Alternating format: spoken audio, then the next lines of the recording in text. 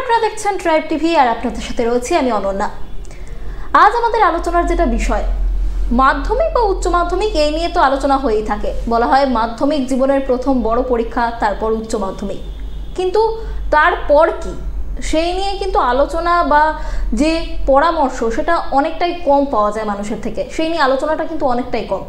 কিন্তু কলেজ বা বিশ্ববিদ্যালয়ের যে পড়াশোনা, সেই পড়াশোনা বা প্রফেশনাল কোর্স বা ডিপ্লোমা কোর্স, এই জিনিসগুলো কিন্তু আমাদের ভবিষ্যৎ কোন পেশা জীবন আমরা বেছে নেব তার একটা মূল ভিত্তি আমরা বলতে পারি।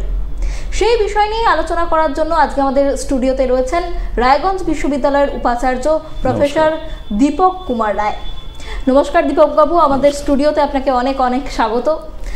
প্রথমেই যে বিষয়টা নিয়ে কথা বলবো, যেটা বলছিলাম যে মাধ্যমিক উচ্চ মাধ্যমিক নিয়ে তো হামেশাই আলোচনা শোনা যায় যে মাধ্যমিকে কি করে বেশি নম্বর পাওয়া যাবে, উচ্চ মাধ্যমিকে সায়েন্সে পড়বে নাকি আর্টসে পড়বে। কিন্তু তারপর উচ্চ মাধ্যমিকের রেজাল্ট আউট হয়ে যাওয়ার পর যখন একটা ছাত্র বা ছাত্রী কলেজে প্রবেশ করে, সে কোন বিষয় নিয়ে পড়াশোনা করবে, কোন বিষয়গুলো মাথায় রেখে তার বিষয়কে নির্বাচন করবে, কি পরামর্শ এই বিষয়ে আপনার?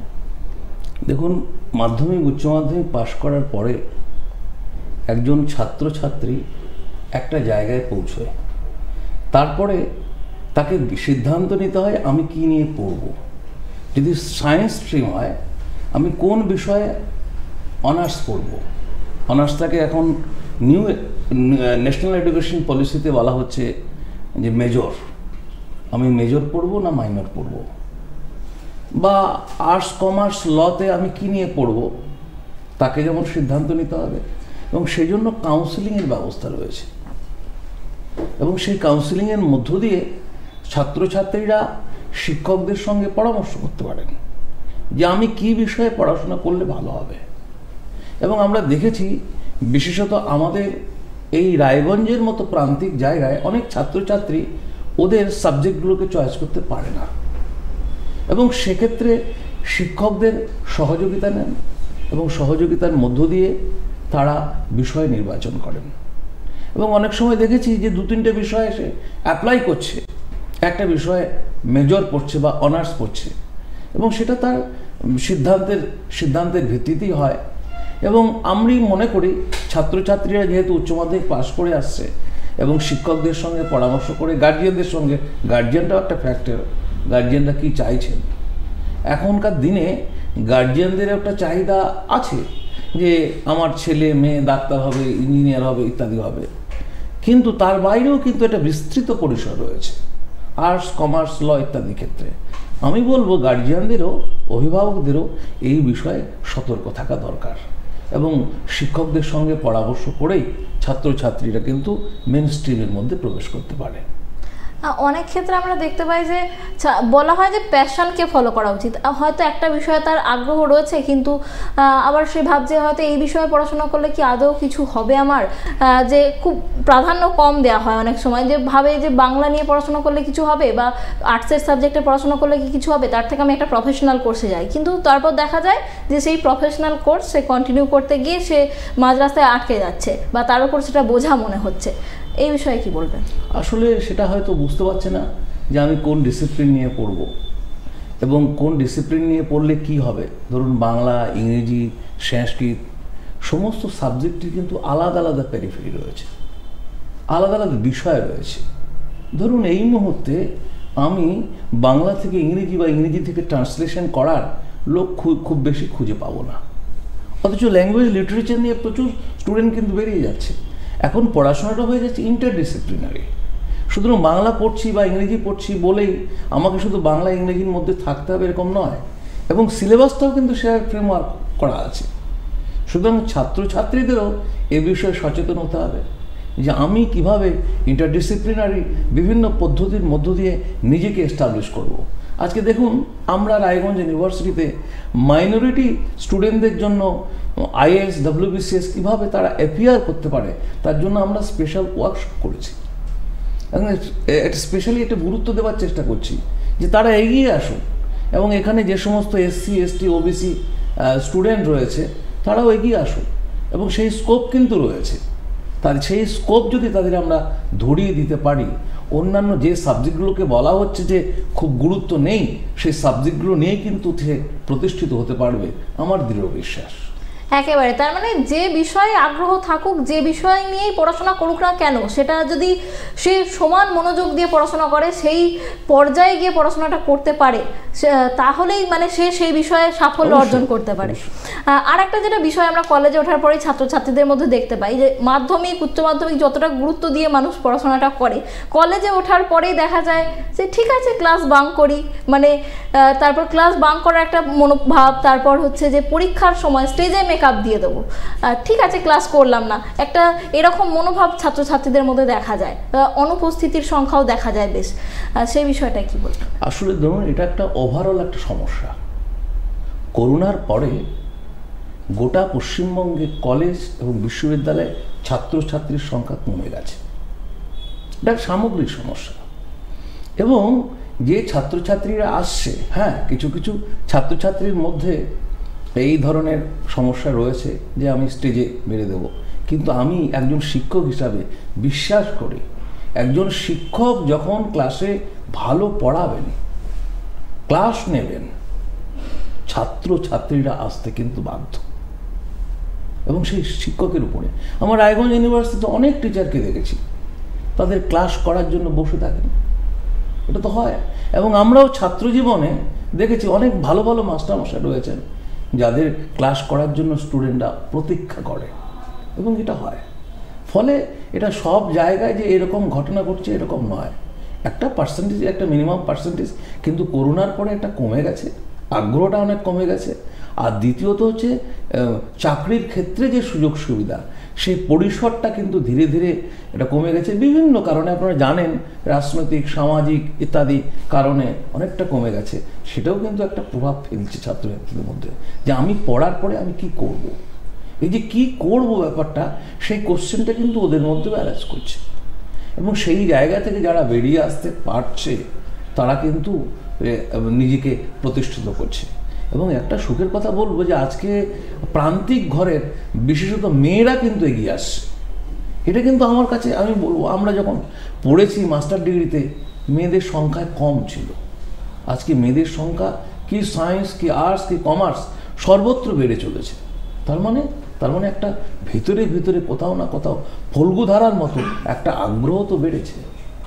একেবারে একেবারে। আর একটা যেটা অভিযোগ আমরা প্রায় বিশ্ববিদ্যালয় এবং কলেজগুলো থেকে পাই, যাদবপুরেও কিছুদিন আগে একটা ঘটনা ঘটেছিল যে র্যাগিংয়ের অভিযোগ একটা সামনে আসে। কলেজে ভর্তি হওয়ার পরেই সিনিয়র দাদা দিদিদের র্যাগিংয়ের একটা ঘটনা সামনে আসে। ছাত্রছাত্রীরা বলে তারা হোস্টেলে থাকাকালীন র্যাগিংয়ের শিকার হচ্ছে, আবার কেউ রেগুলার যারা কলেজ যাচ্ছে তারা হয়তো ক্লাসে কোনোভাবে র্যাগিংয়ের শিকার হচ্ছে।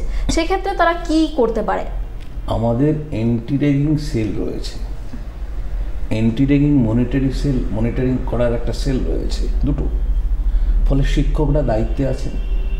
এবং যাদবপুরের ঘটনার সঙ্গে রায়গঞ্জ ইউনিভার্সিটিকে মেলানো যাবে না, কারণ রায়গঞ্জ ইউনিভার্সিটি এই ধরনের ঘটনা ঘটে না। এই র্যাগিংয়ের ঘটনাগুলো রায়গঞ্জ ইউনিভার্সিটিতে হয়নি। এবং আমি নিজেও উপাচার্য হিসাবে হোস্টেলে গিয়ে ছেলেদের সঙ্গে মেয়েদের সঙ্গে কথা বলেছি, আমাদের অন্যান্য আধিকারিক শিক্ষকরাও কথা বলেছেন, আমাদের বিশ্ববিদ্যালয়ে এরকম কোনো সমস্যা নেই। একেবারে। আর একটা বিষয় যেটা অনেকেরই মনে প্রশ্ন থাকে, যেমন আমরা প্রাথমিক স্কুলগুলোতে বা উচ্চ মাধ্যমিকের স্কুলগুলোতে কীভাবে চাকরি পাওয়া যায় আমরা জানি, টেট দিয়ে এসএসসি দিয়ে, সেটা খুব বিষয়টা পরিষ্কার একেবারে। কিন্তু হচ্ছে যারা কলেজে শিক্ষকতা করতে চায় বা ইউনিভার্সিটিতে শিক্ষকতা করতে চায় তাদের জন্য কি পদ্ধতি রয়েছে, কি যোগ্যতার প্রয়োজন হচ্ছে, সেই বিষয়টা যদি একটু পরিষ্কার করে দেন। তাদের জন্য তো নেট সেট পাস করতে হবে, তারপর নেট সেট পাস করার পরে সিএসসি পরীক্ষায় বসতে হবে, এবং সেই সূত্র ধরে গবেষণার কাজটাও চালিয়ে যেতে হবে। এবং আমি নিজে শিক্ষক হিসাবে বলতে পারি আমার অনেক ছাত্রছাত্রী কিন্তু নেট সেট পাস করেছে, অনেক ছাত্রছাত্রীকে হাত ধরে স্কলারশিপের ব্যবস্থা করে দিয়েছি। রাজীব গান্ধী স্কলারশিপ ছিল তখন এসসি এসটিদের জন্য, সেই স্কলারশিপের ব্যবস্থা, এবং সিঙ্গেল চাইল্ডের ব্যবস্থা, ইন্দিরা গান্ধী স্কলারশিপ রয়েছে, মৌলানা আবুল কালাম আজাদ স্কলারশিপ রয়েছে ওবিসি এর জন্য। এগুলো কিন্তু আমি নিজে শিক্ষক হিসাবে ইনিশিয়েটিভ নিয়েছিলাম। এখনও প্রচুর ছাত্রছাত্রী আমাদের বিশ্ববিদ্যালয়, রায়গঞ্জ বিশ্ববিদ্যালয়ে এই স্কলারশিপ পাচ্ছে, এবং এই স্কলারশিপের মধ্য দিয়ে তারা নিজেদের আগামী ভবিষ্যৎকে আরও দৃঢ় করবার জন্য চেষ্টা চালিয়ে যাচ্ছে, এবং অনেকে কলেজ সার্ভিস কমিশনের মধ্যে দিয়ে এখন চাকরি করছে। আপনি বারে বারে রায়গঞ্জ ইউনিভার্সিটির কথা বলছেন। এই রায়গঞ্জ ইউনিভার্সিটি তো সম্প্রতি হয়েছে, তার আগে এটা নর্থ বেঙ্গল ইউনিভার্সিটির আন্ডারে ছিল কলেজগুলো। তো এই রায়গঞ্জ ইউনিভার্সিটি হওয়ার ফলে এই এলাকার মানুষ কি উপকৃত হয়েছে? অবশ্যই। আমি তো উত্তরবঙ্গ বিশ্ববিদ্যালয়ে 8.5 বছর অধ্যাপনার কাজ করেছি। তার আগে আমি একটা কলেজে পড়াতাম। ফলে উত্তরবঙ্গ বিশ্ববিদ্যালয়ের আন্ডারে যখন কলেজটা ছিল সেই কলেজ সম্পর্কে আমি কিন্তু অবগত। ফলে নতুন কিছু ব্যাপার নেই। এবং এই কলেজ যখন ইউনিভার্সিটির মধ্যে এলো তখন আমরা এখানে ইন্টারভিউ দিয়ে এলাম এবং এই রায়গঞ্জ বিশ্ববিদ্যালয়ের সঙ্গে ওতপ্রোতভাবে জড়িয়ে পড়লাম। এখনও আছি, এখনও কাজ করবার চেষ্টা করছি। এবং আমি মনে করি এই রকম প্রান্তিক অঞ্চলে রায়গঞ্জের মতো বিশ্ববিদ্যালয় হওয়ার পরে অনেক ছাত্রছাত্রী উপকৃত হয়েছে, যারা কোনোদিন ভাবেনি যে আমি মাস্টার ডিগ্রি কমপ্লিট করব, যারা কোনোদিন ভাবেনি যে আমি পিএইচডি কমপ্লিট করব।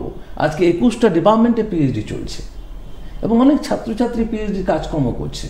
এবং আরও গুরুত্বপূর্ণ যে এমন কতগুলো বিষয় নিয়ে কাজ করছে যে বিষয়গুলো খুব গুরুত্বপূর্ণ।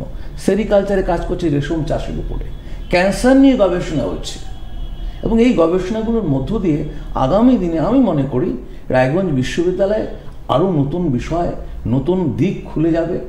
এই অঞ্চলের মানুষরা সেই ফসল অর্থাৎ সেই উপকারটা পাবেন, ডেভেলপমেন্টের কাজে লাগবে। সুতরাং একটা বিশ্ববিদ্যালয় মানে ওভারঅল ডেভেলপমেন্ট।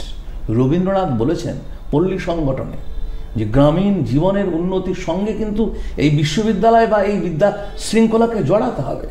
সুতরাং আমরাও চেষ্টা করছি রবীন্দ্রনাথের সেই বক্তব্যের সূত্র ধরে বিশ্ববিদ্যালয়কে কিভাবে এই অঞ্চলের উন্নয়নের সঙ্গে কিভাবে জড়িয়ে রাখতে পারি, কিভাবে উন্নয়নের শরিক হতে পারি, এবং সেই প্রচেষ্টা কিন্তু দিনরাত আমরা করে যাচ্ছি। আপনি বললেন যে রায়গঞ্জ ইউনিভার্সিটিতে আরো নতুন নতুন বিষয় আসছে, কি কি বিষয় আসতে পারে, কি এখনো পরিকল্পনা রয়েছে? এই মুহূর্তে 9টা সেন্টার রয়েছে। একটা সেন্টারের নাম হচ্ছে বুদ্ধিস্ট স্টাডিজ, এবং বুদ্ধিস্ট স্টাডিজ সেন্টারের মধ্য দিয়ে এই অঞ্চল, আমার উত্তর দিনাজপুর, দক্ষিণ দিনাজপুর, একসময় তো অবিভক্ত দিনাজপুর জেলা, এই অঞ্চলের প্রাচীনতম সংস্কৃতি হচ্ছে বৌদ্ধ সংস্কৃতি। পরবর্তীকালে পাল এবং সেন যুগে আমরা বিভিন্ন ধরনের মন্দির পেয়েছি, বিভিন্ন ধরনের ধর্মীয় কালচার আমরা লক্ষ্য করেছি। এবং তার মধ্য দিয়ে দেখছি যে এই দিনাজপুর জেলা কিন্তু আমার একটা অতীতে একটা গৌরবময় অধ্যায়ের সূচনা করেছিল। সেই গৌরবময় অধ্যায়ের কে অনুসন্ধান করা এবং সেই অধ্যায়কে আজকে আমরা যারা ভারতীয়, ভারতবর্ষকে কতটুকু জানি, অথচ এই ভারতবর্ষে অনেক কিছু রয়েছে, আমার এই দিনাজপুরে অনেক কিছু রয়েছে। সেই বিষয়গুলি গবেষণার মধ্য দিয়ে, অনুসন্ধানের মধ্য দিয়ে উঠে আসছে। বুদ্ধিস্ট স্টাডিজ কাজ করছেন, এখানে ওমেন স্টাডিজ বলে একটা সেন্টার রয়েছে, সেখানে আমাদের কাজকর্ম চলছে। এবং আরও কাজকর্ম চলছে, এখানে রাজবংশী ভাষার সার্টিফিকেট কোর্স চলছে, আমরা সাঁওতালি ভাষায় সার্টিফিকেট কোর্স করার চেষ্টা করছি, আমরা মাস কমিউনিকেশন জার্নালিজম এবারে স্টার্ট করব বলে ভেবেছি, মাশরুমের বিষয় নিয়ে আমরা ভাবছি। এবং এখানে ধান চাষি যারা কৃষক, তাদের বিভিন্ন ধরনের ধানের ভ্যারাইটি, WW হান্টারের স্ট্যাটিস্টিক্যাল অ্যাকাউন্ট অফ বেঙ্গল যদি পড়েন দেখবেন 160 রকমের ধানের কথা বলা আছে। এখানে তুলাইপাঞ্জির নাম জানি, এবং এই ধানগুলোর মধ্যে যে আমরা চালটা পাচ্ছি সে চালের মধ্যে অত্যন্ত প্রোটিনযুক্ত চাল, এবং সেগুলোকে অ্যানালাইসিস করার মধ্য দিয়ে এই অঞ্চলের মানুষের যাতে কাজে লাগে সেইটা কিন্তু আমরা চেষ্টা চালিয়ে যাচ্ছি। একেবারেই। আমরা আবারও ফিরবো আলোচনায়, তার আগে নিয়ে নিচ্ছে একটা ছোট্ট বিরতি, ফিরে আসছি বিরতির পর, সঙ্গে থাকুন। ফিরলাম বিরতির পর। আমরা রায়গঞ্জ বিশ্ববিদ্যালয় নিয়ে আলোচনা করছিলাম, আবারও ফিরে আসি আলোচনায়। যে বিষয়টা নিয়ে কথা বলছিলাম যে রায়গঞ্জ ইউনিভার্সিটিতে কিন্তু বেশ কয়েক বছর ধরে ছাত্র নির্বাচন কিন্তু হয়নি, তো এরপরে ছাত্র নির্বাচন কবে হবে সেই বিষয়ে কোনো ভাবনা চিন্তা রয়েছে? পশ্চিমবঙ্গে কোনো বিশ্ববিদ্যালয়ে কি ছাত্র নির্বাচন হয়েছে? কোথাও হয়নি। সুতরাং সরকারি অধ্যাদেশ না আসা পর্যন্ত কোনো বিশ্ববিদ্যালয়ে ছাত্র নির্বাচন হচ্ছে না। সুতরাং তার প্রতীক্ষা আছে, গভর্নমেন্ট যখন অর্ডার দেবেন সেই ভিত্তিতে ছাত্র নির্বাচন হবে। হ্যাঁ, এটা একটা গণতান্ত্রিক অধিকার এবং এই অধিকার তাদের আছে, এবং আমিও চাই সুষ্ঠুভাবে ছাত্র নির্বাচন হোক, গণতান্ত্রিক প্রক্রিয়ার মধ্য দিয়ে ছাত্রদের দাবি দাবাগুলো উঠে আসুক। রায়গঞ্জ বিশ্ববিদ্যালয় নিয়ে আর একটা অভিযোগ বারে বারে সংবাদ মাধ্যমে দেখা যায় যে বেশ কিছু অতিথি শিক্ষক রয়েছেন যারা দাবি রাখছেন যে তারা নিয়মিত সময় মতো তারা বেতন পাচ্ছেন না, এরকম একটা অভিযোগ তারা করছেন। তাদেরকে নিয়ে কি ভাবা? আসলে কলেজ লেভেলে গেস্টদের অ্যাবজর্ব করার গভর্নমেন্ট জিও আছে, বিশ্ববিদ্যালয় স্তরে কিন্তু গভর্নমেন্টের কোনো জিও নেই। আমি উপাচার্য হিসাবে যেখানে জিও নেই সেখানে তো নতুন করে জিও তৈরি করতে পারবো না, গভর্নমেন্ট অর্ডার দিতে পারবো না, গভর্নমেন্ট অর্ডারকে ভায়োলেট করতে পারবো না। এবং সেই জায়গায় দাঁড়িয়ে পূর্বতন উপাচার্য বেশ কয়েকজন তারা কিন্তু ঠিক করেছেন ওদের একটা নির্দিষ্ট স্যালারি দেবার, এবং সেটাই ফিক্সড হয়েছে, ইসিতে পাস হয়েছে, সেই মতো পাচ্ছে। কিন্তু ওদেরকে স্যাক্টের সুবিধা পেতে গেলে গভর্নমেন্ট জিও ছাড়া এটা করা যায় না। গভর্নমেন্ট যদি জিও বের করে দেয়, ওদের দাবি দাওয়াগুলো শোনে, এবং এটা শুধু রায়গঞ্জ ইউনিভার্সিটির সমস্যা নয়, উত্তরবঙ্গ বিশ্ববিদ্যালয়ের সমস্যা, বিদ্যাসাগর বিশ্ববিদ্যালয় এরকম শুনেছি আছে, এবং রবীন্দ্রভারতী বিশ্ববিদ্যালয় আছে। সুতরাং এই যে গেস্ট টিচারদের স্যাক্টের ফ্যাসিলিটি দেওয়ার ক্ষেত্রে গভর্নমেন্ট যদি পুরোপুরি অর্ডার করে দেয়, নন কোষায় যদি টাকা পয়সা দিয়ে দেয়, আমার তো দিতে অসুবিধা নেই, আমাদের কোনো অসুবিধা নেই। সুতরাং গভর্নমেন্টের অধ্যাদেশের অর্ডারের অপেক্ষায় আছি। গভর্নমেন্ট পরিষ্কার করে যদি বলে দেয় যে এই খাতে এই দেওয়া হবে, এদেরকে অ্যাবজর্ব করা হবে, এই সমস্যাগুলো তাহলে বিষয়টা আরও বেশি সুস্পষ্ট হবে। কিন্তু আমাদের বিশ্ববিদ্যালয় থেকে যতটা করা যায় ততটা কিন্তু অলরেডি করা হয়েছে, আমরা চেষ্টা করছি। কারণ তারা একসময় আমাদের এখানকার ছাত্র, গবেষক এবং আমাদের এখানকার শিক্ষক, তাদেরকে তো আমরা ফেলে দিতে পারি না, তারা আমাদের সহকর্মী। সুতরাং তাদের বিষয়গুলি সহানুভূতির সঙ্গে আমরা দেখছি, এবং এ নিয়ে হয়তো কেউ কিছু ভুল ত্রুটি বিভিন্ন ধরনের সমালোচনা করতেই পারে, কিন্তু আসল ব্যাপারটা গভর্নমেন্ট জিওর ব্যাপারটা কিন্তু সরকারিভাবে নেই, ফলে এই স্যাক্টের সুযোগ সুবিধা থেকে তারা বঞ্চিত। এবং গভর্নমেন্টের কাছে আমরা বারবার লিখেছি, এদের সমস্যা সমাধান করাও এখনো পর্যন্ত সদুত্তর আমরা পাইনি। এবার একটু ছাত্রছাত্রীদের ভর্তির প্রসঙ্গটায় আসি। অনেক সময় অনেক জায়গাতে এরকম অভিযোগ পাওয়া যায় যে মেরিট লিস্টে নাম নিয়ে যে আমার থেকে কম নাম্বার রয়েছে, তাও তার নাম রয়েছে মেরিট লিস্টে, আমার নাম কেন নেই। তারা দুর্নীতির অভিযোগ তোলে বিভিন্ন রকম। সেই বিষয়টাতে কি বলবেন?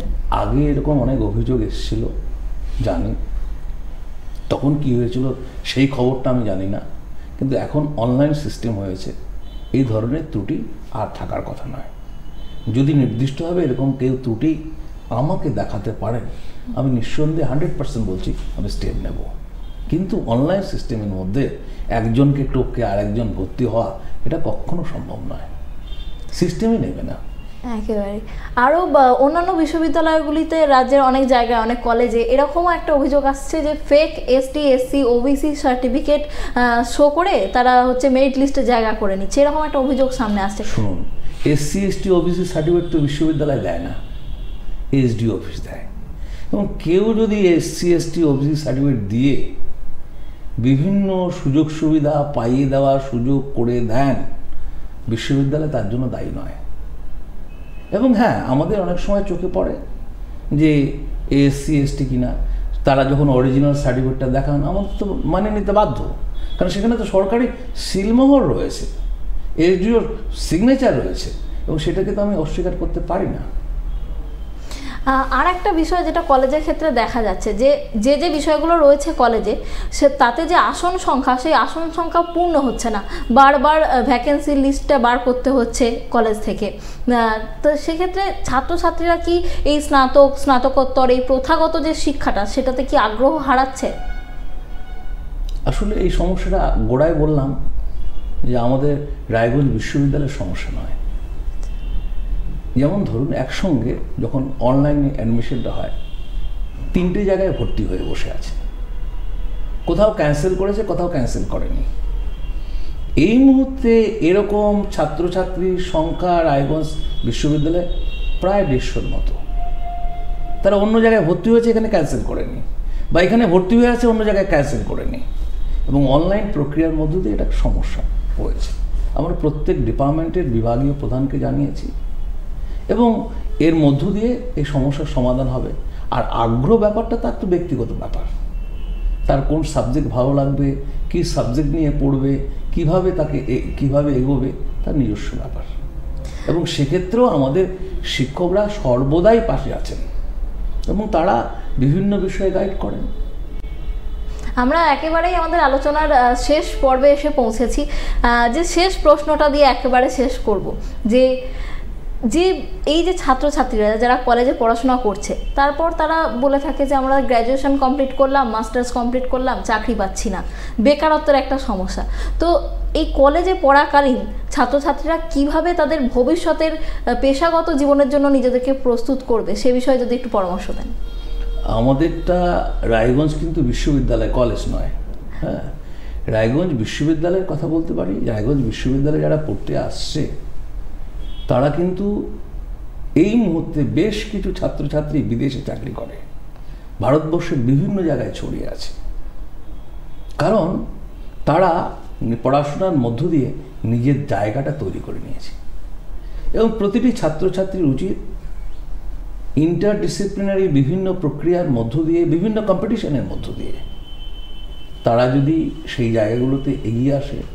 এবং আজকে সুখের কথা যে প্রত্যেক বৎসরে নেট সেট বেশ কিছু সংখ্যক ছাত্রছাত্রী পাস করছে, প্রত্যেক বৎসরে বেশ কিছু ছাত্রছাত্রী জিআরএফ পাচ্ছে, ন্যাশনাল ফেলোশিপ পাচ্ছে, এবং তারা কিন্তু ধীরে ধীরে নিজের জীবনটাকে গড়বার চেষ্টা করছে। এবং সেই ফেসিলিটি কিন্তু আমরা করে দিচ্ছি।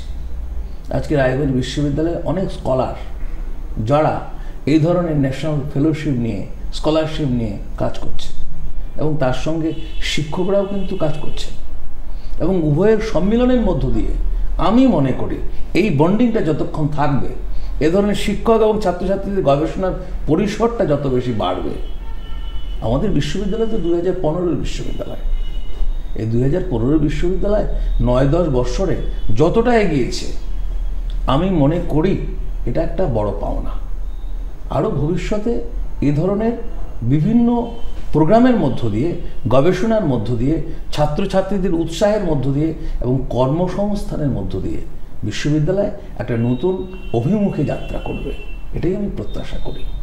অনেক ধন্যবাদ দীপকবাবু আমাদের স্টুডিওতে আসার জন্য। আপনারা শুনলেন দীপকবাবুর মূল্যবান পরামর্শ, এবং আপনারা শুনলেন যে নিজের প্যাশনকে ফলো করে যদি পড়াশোনা করা যায়, যদি সমান মনোসংযোগ দিয়ে পড়াশোনা করা যায়, যথেষ্ট গুরুত্ব সহকারে যদি বিষয়টা পড়া যায়, তাহলে কিন্তু সে জীবনে প্রতিষ্ঠিত হবে, সাফল্য অর্জন করবে, এই বিষয়ে কোনো সন্দেহই নেই। আজকের মতো আমাদের অনুষ্ঠান এখানেই শেষ করছি। সঙ্গে থাকুন, দেখতে থাকুন ট্রাইব টিভি। নমস্কার।